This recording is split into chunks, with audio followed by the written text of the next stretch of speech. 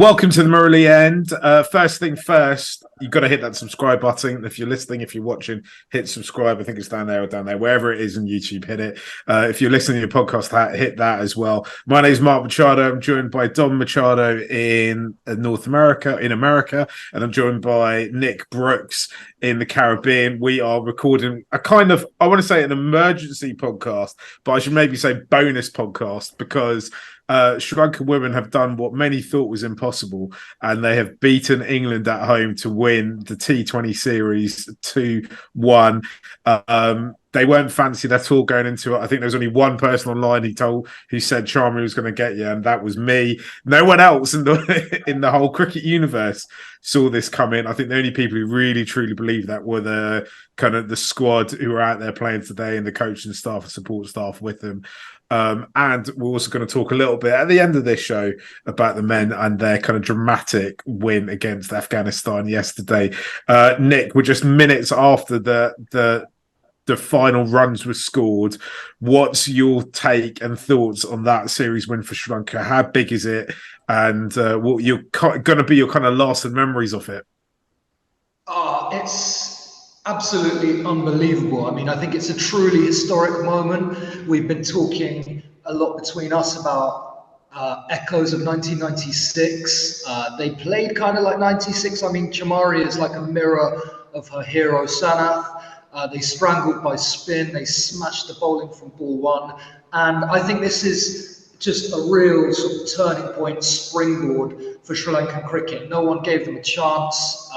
They came in undercooked, had a poor performance at Hove. Even at the halfway stage of this game, Bet365 had England as favourites. So I trained my account on Sri Lanka. Sadly, there was only £6.50 in there. But yeah, I mean, no one gave these girls a chance. They played incredibly. It's just, I mean, it's totally remarkable. I think that going into this series, my expectation was that if they could remain competitive with England for one game, that would be something to build upon. But they've just, I mean, blown England away. And these last two games have been utter domination. They haven't been close at all. And I mean, I think we're all feeling amazed, shocked, proud, all of these things, apart from you, Marky, who knew that this was coming. No, do you know what, right? Gosh, when I went to Hove last week, I kind of thought, on my thoughts on getting down there were, if the weather's good, I think we can stay competitive. And I actually thought if we don't lose any of these games in dramatic fashion, and, I was up for losing two of them and collapsing in two of them. If we were competitive with one, I thought it would be really good.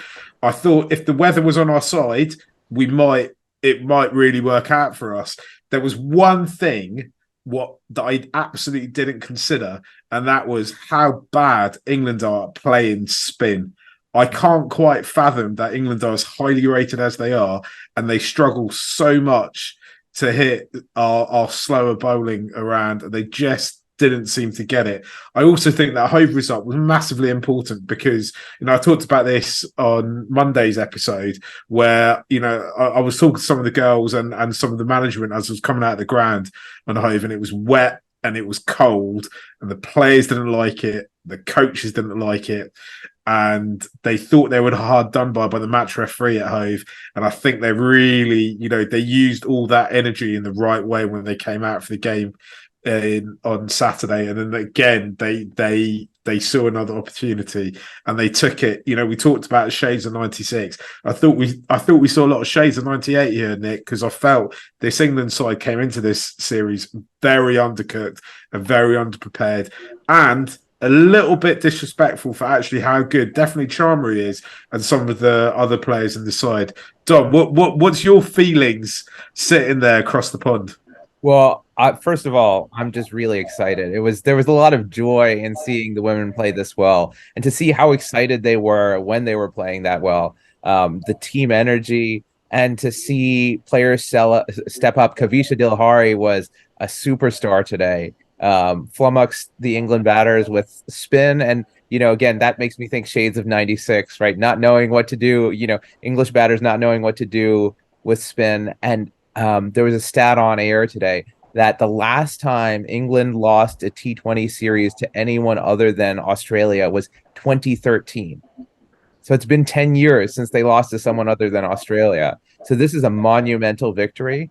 And the other thing I'm feeling is this is not a fluke. We've had some great fluky victories in Sri Lankan cricket history. I'm thinking the 2019 Test win in South Africa, right? Yes, remarkable win, amazing scenes, cherish it forever. But you get the sense that that's not going to happen very many more times. This seems like the start of something. The team is incredibly young. They're well led by Chamri, who's in the prime of her career. The power with which she hits the ball. She's the hardest hitter of the cricket ball in all of Sri Lanka, men included. And some of and just seeing the way she came out to bat, 117 total, and said, "I'm just going to dominate this England bowling unit, put them at my mercy and at my will." And she did that both times in those wins, and that was impressive and amazing to see. And then the rest of the women just putting up around her, right? They bowled well, they fielded well, they carried it over the line. She didn't finish either game, right? And they brought it over the line without much stress, without much problem. They finished the game in 13 and 16 overs. That is dominance. And it's so, so wonderful to see. And it's going to be so amazing to see what this belief, right? The belief on the back of a series win against New Zealand and a series win against England is going to do for them going forward. I think we've got to mention SLC, right? Because they've put 60 contracts out, I think, for women's players. They are trying to sort out a domestic structure for them. There's this global T10 tournament. Sri Lanka will be the first nation in the world to have a women's T10 tournament that should be played in this December. And I think they've kind of backed the girls the last kind of 18 months or so, and it's paid off, right? I'm not saying there isn't more that they could do. They could definitely put more money into it. I think I'd imagine if you're the ECB and you've seen what's happened today, that should mean that there's another series to England coming in the next 2, 3, 4 years. You'd hope. And there's World Cups and other ICC tournaments on the horizon. I think though Sri Lanka are going to push on.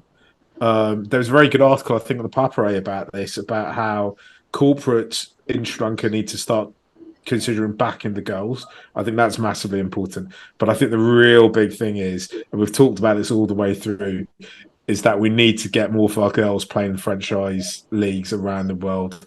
We need to get them playing with the other best players in the world. They've proved it this series that, by and large, England are considered the top 2, 3, 4 nation in the world. They can mix up with them. If they're going to get a team that can break into that top 4, we need to do everything we can to get as many girls playing in fair break, in the Big Bash, in the 100, in the WPL, right? I don't know if you've got any thoughts on how to improve the women's setup, Nick, because you've probably been closer to kind of domestic cricket on the ground than me and Dom have in SL. Well, I think you're right, Marky, again, going back to sort of 96 and that rhetoric, this reminds me so much of when Dav Watmore arrived for the Sri Lanka men's team in 1995 and they first got proper kits and training regimes, and it seems like the same thing. Got to say a huge big up to Ramesh, to Melinda Warnapura and the rest of the team, because there seems to be so much cohesion in the setup at the moment, and I feel like this victory is really going to resonate with the Sri Lankan public. I said last time I went to go and watch the women play England in 2019 at the Pisara, and there was hardly anyone there. I think this is the kind of performance that will really grab people's attention. And I think Chamari and Kavisha Gilhari are both now shoo-ins for franchise contracts. I think, the way Chamari batted tonight, with shots all around the ground, she was slapping over square leg, she was smashing down the ground, any width she was pouncing on with power and timing. I don't see how you can deny that she is one of the most dangerous batters in all of the women's game. And so I think, we'll see franchise contracts being awarded. I hope that's a snowball effect. And I think the future looks very, very bright for this women's team. Nick, and I'll just add to just a stat. As you know, I love these stats that I pick up online. But Chamri has hit 32 sixes in all of her international cricket playing this year. If you add the second and third most, it gets to 25. So she has hit more sixes this year than the second and third best batters in the women's game in international cricket thus far. So we're talking about a batter at the very, very top of her game, and it's a joy. It's a real joy to watch. And to see someone overpower, a Sri Lankan overpower, the opposition like that. It was awe-inspiring. I won't say who it is. I won't reveal my source, but somebody from SLC just messaged me telling me about asked me if I watched the game and all that, and I just wrote back women's LPL ? Like, because I think that's got to be something they consider now, right? If you want to, Sri Lanka, they want us to take SLC want us to take them seriously as a big cricketing body. Then they've got to offer up the women all the opportunities that they offer the men, right?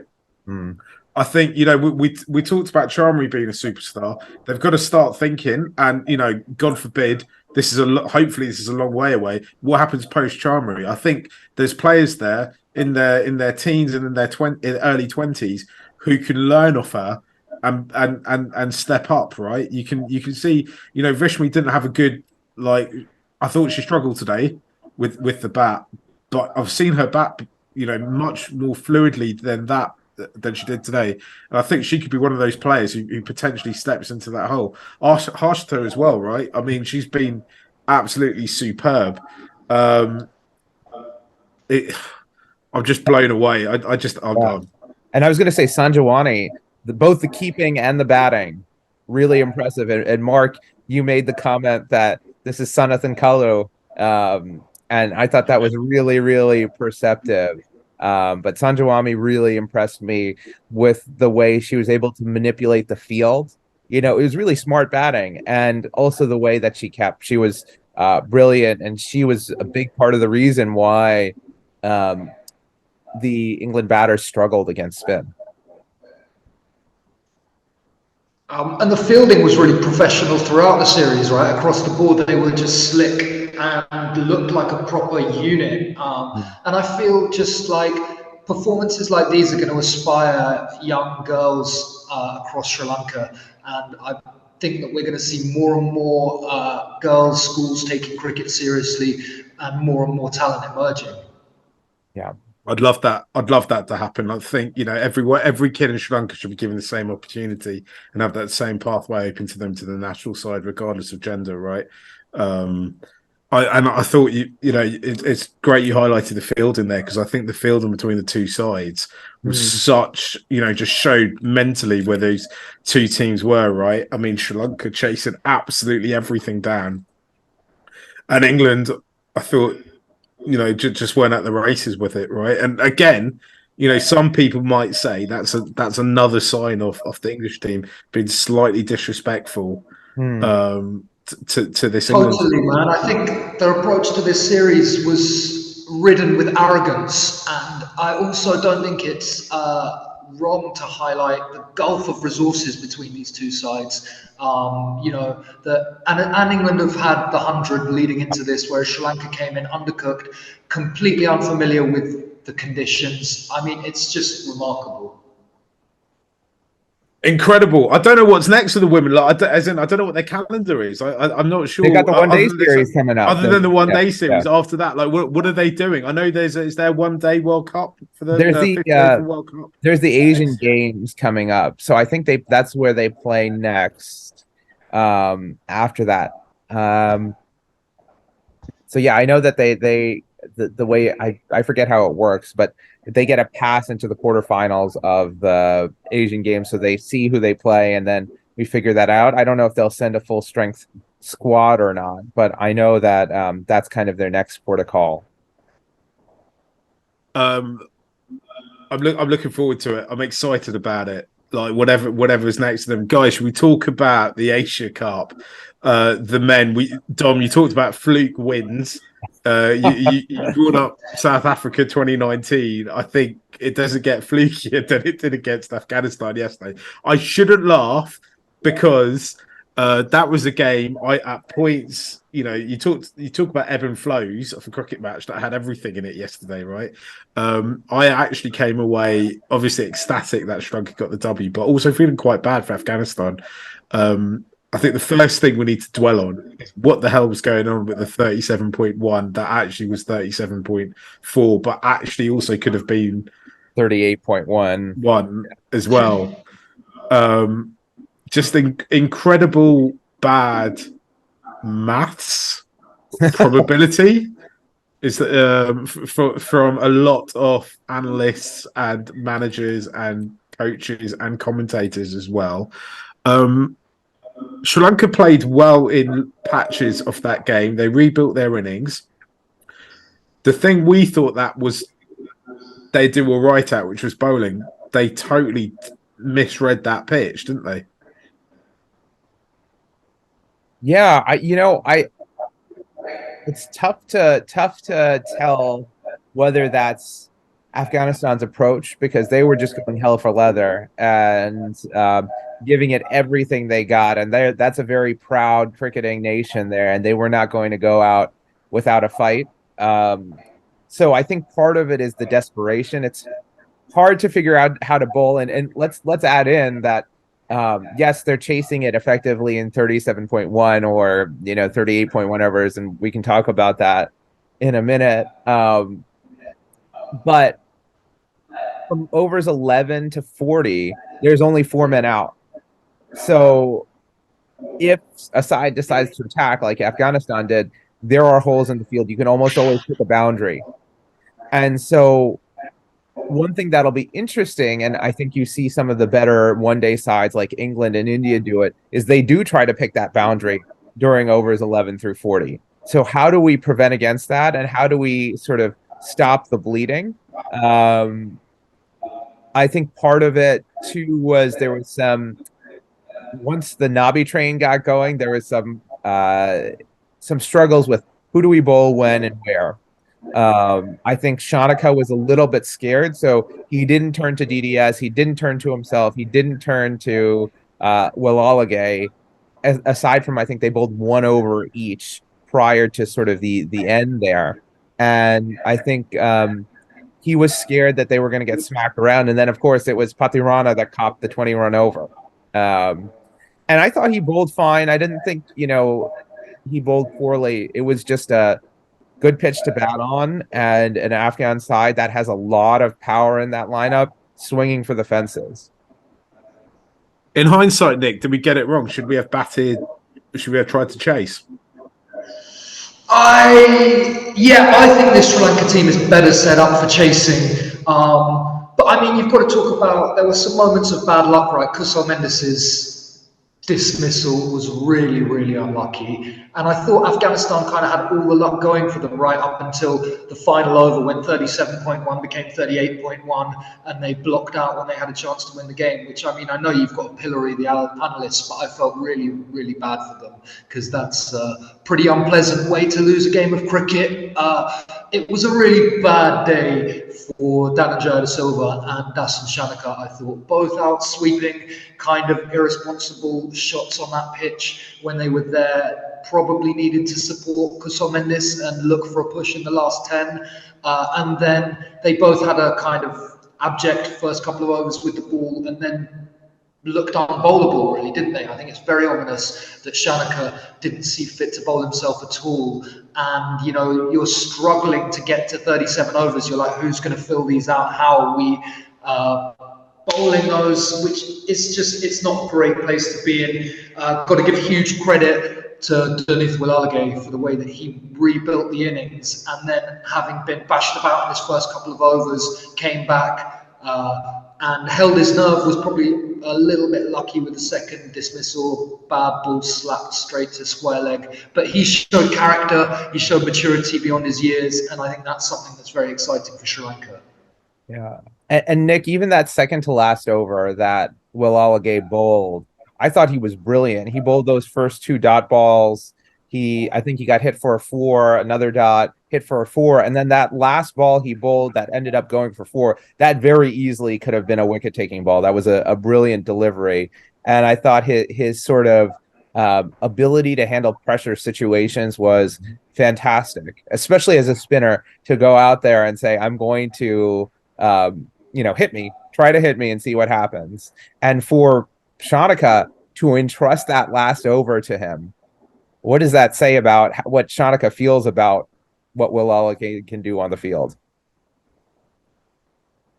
I've talked a lot about Will I've talked to his coaches about him. I've talked to people who watched him play as from a very young kid.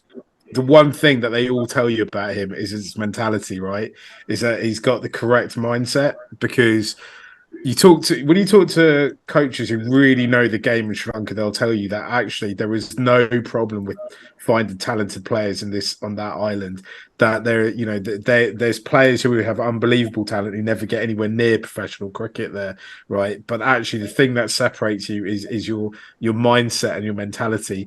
And by the reason why I adore him so much is because he is that guy you can throw the ball to, even though he's 19 years old. He's barely out of school. He wasn't even around during the millennium, right? He doesn't know that the first pandemic us lot lived through was the millennium bug, right? You throw it to him, and he's absolutely fine, cool as a cucumber. Like, some people would say that's because he's a youngster and that's all he knows. But actually, cricket's a lot more complex than that. Bowling is a lot more complex than batting. Slow bowling is even more complex mentally than seam bowling. Like, in terms of the thought you have to put into it, if you're that bowler, if you're the person selected for it's huge. It's not just the case of clear your mind, swing the bat, or clear the mind and strike the ball as well as you can, kind of thing. You need to really think about what you're doing. I think what he showed yesterday, both with the bat and with the ball, prove like everything I've ever heard about his mentality is exactly spot on. I've seen a few people on social media say, he's a future captain. I think that's probably true, as long as he stays in form and stays out of trouble. My only reservation is don't lumber him with too much responsibility too early. Let him. He's going to be a totally different player in 4 or 5 years' time than he is now. He's going to develop in various different ways, and I just want to see where he goes. I think we should look at Angelo Matthews' career. And actually, Angelo's achieved loads, right? He's won World Cups. He's captain. He's going to go down as one of the greats of Sri Lankan cricket, even if he stops. He doesn't do anything after this. But I think the way it's kind of the last few years of Angelo's career, and think part of that is because they burn him out too young. I know, obviously, he's not a fast bowler, but you don't want to burn him out mentally and get Mulala into the mechanism. I think in Hasaranga they've kind of got a blueprint of what could be achieved if you nurture him into the right and correct way. Is that enough of a sermon on why I think Mulala is the next superstar? Do you want me to carry on?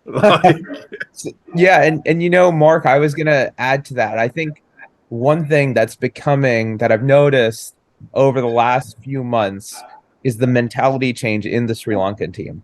We talked about getting to there or thereabouts and then putting themselves in those positions where they can win a game. So we talked about in the World Cup in 2022 against England, where they get themselves in a position where they can beat England, right? Or in 2021 against South Africa, where they get themselves in a position where they can beat South Africa, but they don't get over the line. I'm seeing the ability to take the punch, the ability to get off the mat when something bad happens. The disaster to go from 188 for 3 in 32 overs to 222 for 7 with little batting to come, to bounce back from that, right, and score another 70 runs. That was brilliant.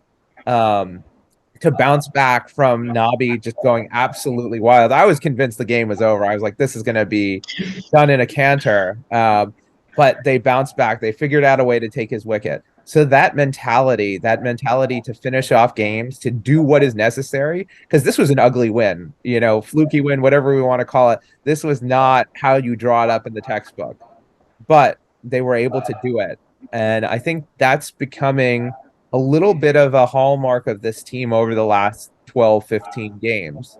Um, Sometimes they've underperformed with the bat and they've made up for it with the ball. Sometimes they've gotten beaten around while bowling and they've chased down big totals with the bat. So I think we're starting to see, and I think there's some fighters in our side that are now starting to show themselves. And it brings up the question too of, that everyone's contemplating. What do we do with Dawson Shanika? His captaincy has to be given some credit for this. And we have to think a lot about what does he mean to our team from a mentality perspective, in addition to with the bat and ball. Dom, you're not from Philadelphia, but you're from quite close to Philadelphia. That's the biggest city you grew up near, and you support all the Philadelphia sports sides. For what you were just saying, it reminds me of Philadelphia's greatest ever sportsman, his most famous quote. It ain't about how hard you hit; it's about how hard you can get hit and keep moving forward, right? And that's how Sri Lanka have got to win games. Yeah, they've got to box clever and they've got to be like Rocky, right? Because the teams if we want to win major things, the teams we've got to play, they're the Apollo Creeds, right? Yeah, they're decked out in glory and all the resources. And Sri Lanka turn up from the island of brotherly love, and they're just going to try and do what they got to do and keep on fighting and moving forward, right? Yeah, I love the metaphor. Inject that into my veins. We need to start. We need to convince SLC to play the little Rocky training montage at the beginning of every Sri Lanka cricket game. The thing is, right, Sri Lankans, and I include myself in this, we're so cheesy. They probably do play that in the changing room. Right? Making the walkout talk. Exactly. Nick, Bangladesh next. This is a banana skin, isn't it? Yeah, I mean, it feels kind of strange that we're playing Bangladesh twice before we've got to the other nations. But I mean, I think they showed against Afghanistan that when their batting clicks, they can be dangerous. I hope we're going to get a game. I mean, there's been a lot of talk about the Colombo weather, about potential shifts in venues that haven't happened. But just to build on your sermon on Danith Walala game, Archie, I think we came into this tournament seeing him as a Hasaranga replacement, a guy who was keeping Hasaranga's place warm. But he's just performed outstanding over the next 3 games, potentially more if everything goes right for Sri Lanka. He's got a real chance to make himself undroppable for the World Cup and give the selectors a really nice kind of headache. I always think going into like in the kind of build up to a major tournament, and I suppose this is probably more from kind of watching football than cricket. There's always one youngster who comes in. I want to say kind of last minute. He's not really a last minute addition, right? He's been in and around the squad for about a year now, just over a year. But he's really laying a marker down, isn't he? He's as you say, Nick. I mean, we're kind of skirting around the whole "would you drop the captain for this kid" conversation at this point, right? I also wonder if he's competing with DDS for his role at the moment. I mean, it sounds crazy to say, given, I mean, Dhananjaya is probably my favourite Sri Lankan to watch. All he's achieved as a test match batter, but is Danith potentially a more reliable ODI accumulator than him at this stage based on what we've seen lately? I mean, I'm probably going to get chastised for even speaking such sacrilege, but do you kind of know what I'm saying? Yeah, I know what you're saying, Nick. The thing is, right, I didn't want to say that. It did cross my mind to bring that up. However, it's DDS's birthday. Is it? If he's listening, and I hope he is. Happy birthday, Dhananjaya. I apologise, DDS. I love watching you bat. You're a glorious silky player, and happy birthday. He's the favourites of all the Sri Lankan uncles, isn't he? He is. Please forgive me. Talking of Sri Lankan parents and uncles, we need to talk about Marvan Atapattu, because his commentary is hilarious and brilliant, and he is wasted in that commentary box. Firstly, because actually I think he has real insight. There's a lot of people who are frustrated by him. And I say this out from a place of love, and also as a place, for somebody whose background is in producing. I've never produced cricket, but I've produced a lot of others. I've produced football, and I've produced a lot of news shows, right? And I actually think it's so obvious that nobody's actually sat him down and talked him through what being a commentator is all about. And it's kind of reminiscent to the beginning of his Test career, right? Because was it 4 ducks or 6 ducks in a row? Yeah, 6 ducks in a row. Six ducks in a row before he started to make big runs, right? And when he started to make big runs, he really started to make big runs. I really feel that, and I'd happily, if he wants to get in touch with me, I'll happily take my time to kind of. I don't think he needs a lot. There is presenter training, there's commentary training. I've never done it before, but I'd be happy to give it a go. But Sri Lankan, great. I think he could, or I can put him in touch with people who could do it. I think he's definitely got the skill set in there to actually be a great commentator. The thing I love most, though, and it's the one thing you cannot coach at all into broadcasters or commentators, he just has the emotion to be able to do it. He reflects what the Sri Lankan fans are going through, right? When they were losing wickets and someone goes, "How are you feeling?" and he just said, "I can't tell you how I'm feeling. I don't have the correct words in the right order to say it." I was just like, Marvin, I'm absolutely there with you, man. I'm absolutely there with you. Yeah, he made a joke too about being a slow starter as well, and I thought that was very good. Plus, just the aesthetic of seeing Marvan Atapattu as a Sri Lankan uncle, like more than any, like he didn't try to gussy it up, make himself look not like a Sri Lankan uncle. He just did, and he embodied that vibe so well. And yeah, I thought it would be really interesting to kind of have him with some of the other with some of his other compatriots. It would be great to have a booth of all Sri Lankan commentators who all played together. So someone like Russell Arnold, Marvan Atapattu, and Kumar Sangakkara or Mahela, whoever you want to put in there. I think it would be gold to see them talk, to reminisce about old times. We see that all the time in the England booth or in the Australia booth. Why not have it in the Sri Lanka booth? That'd be mega. I don't know. Maybe it might happen for the. I was going to say the Ashes when England are over next summer. When Sri Lanka are in England next summer, they've got Kumar on the books at Sky Sports. They might pick up one or two more. Hopefully, I'd love it to be Marvin because I definitely think he's got the raw ingredients to do it. When you see him talking about the technique of the batters, you can really see he knows what he's talking about, right? Nick, is there any other players that you've probably interviewed more Sri Lankan players than anyone else in the world, possibly? Is there any players that come to mind that would be really great commentators?